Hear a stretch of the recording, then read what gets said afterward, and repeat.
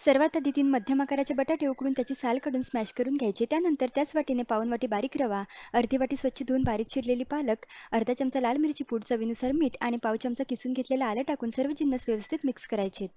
व्यवस्थित मिक्स केल्यावर इथे मी 1 वाटी पाणी घेतलेलं आहे. यामध्ये थोडं-थोडं पाणी टाकून सर्व जिन्नस छान एकजीव करून घ्यायचे. ज्या वाटीने बटाटा रवा मोजून घेतला होता, त्याच वाटीने 1 वाटी पाणी इथे मी घेतलेलं आहे. अप्पे छान खमंग होण्यासाठी आपण एक तडका बनवूयात.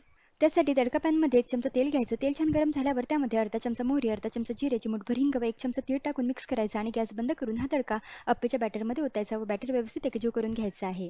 आता गॅसवर अप्पे पात्र ठेवून अगदी 1-1 थेंब तेल अप्पेच्या साच्यामध्ये टाकून घ्यायचं व त्यानंतर 1-1 चमचा बॅटर सर्व अप्पेच्या साच्यामध्ये टाकून घ्यायचं. बॅटर टाकून झाल्यावर यावर झाकण ठेवायचं व लो फ्लेमवर 3 ते 4 मिनिटे अप्पे वाफवून घ्यायचे. 3 मिनिटांनी झाकण काढून आधी मधल्या अप्पेची बाजू पलटी मारून घ्यायची व त्यानंतर कडांचे अप्पे पलटी मारायचे.